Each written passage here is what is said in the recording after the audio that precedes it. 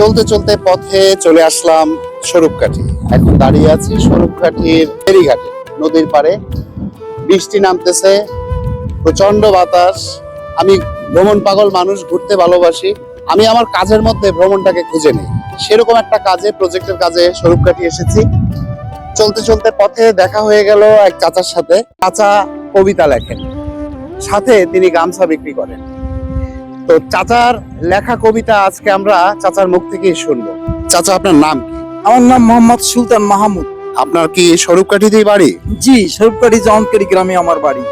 আপনি কি করে কর্ম বা জীবিকা নির্বাহ করেন? আমি এই ক্ষুদ্র একটি ব্যবসা করি, যাকে বলা হয় ফেরিওয়ালা। আমি গামছা ঘুরে ঘুরে ফেরি করি, এদিকে আমার জীবন নির্বাহ হয়।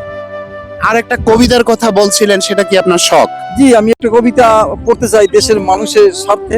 এই কবিতা কি আপনি নিজেই লেখেন না? জি, এগুলো আমি নিজে লিখি। আমি বহু কবিতা দেশ স্বার্থে লিখছি। ইফটিজিং, যৌতুক, মাদক ইত্যাদি কবিতা লিখে বিভিন্ন জায়গায় টানাই দিই এবং বিভিন্ন সহযোগিতা মানুষের করলে এগুলোকে টানাই দিয়ে মানুষের উপকার করি।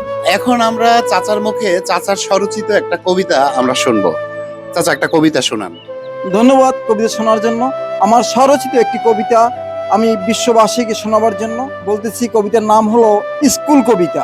শিশুরা জাতির ভবিষ্যৎ, কথাটি চিরসত্য। বড় হলে বই হাতে স্কুলে যাবে নিত্য। সোনার শিশুরা দেশ গড়বে দীপ্ত আলোর পথে। শিশুদের পাঠাও সবে স্কুলে অতি যত্নের সাথে। লেখাপড়া করে শিশু অনেক বড় হবে, ওদের সত্তা বিকাশে সবাই সুখে রবে। আদর স্নেহ করো সকলে মহৎ শিক্ষার জন্য। লেখাপড়া করে ওরা দেশ করবে ধন্য। স্কুলে যেতে যেন শিশুরা না করে ভুল, ওরাও হবে একদিন জগতের ফুল। ধন্যবাদ বিশ্ববাসীকে। এই যে কবিতাটা শুনলেন, এই কবিতাটা চাচার স্বরচিত। আমি ভ্রমণ পাগল মানুষ, আমি ঘুরে বেড়াই বাংলার গ্রাম, বাংলা নদী, মাঠ, সবুজের মাঝে। ঘুরতে ঘুরতে চাচার সাথে স্বরূপকাঠিতে পরিচয় হলো। চাচার কবিতা শুনে আসলে সত্যি ভালো লাগছে। কবিতার মধ্যে সুন্দর একটা মেসেজ ছিল।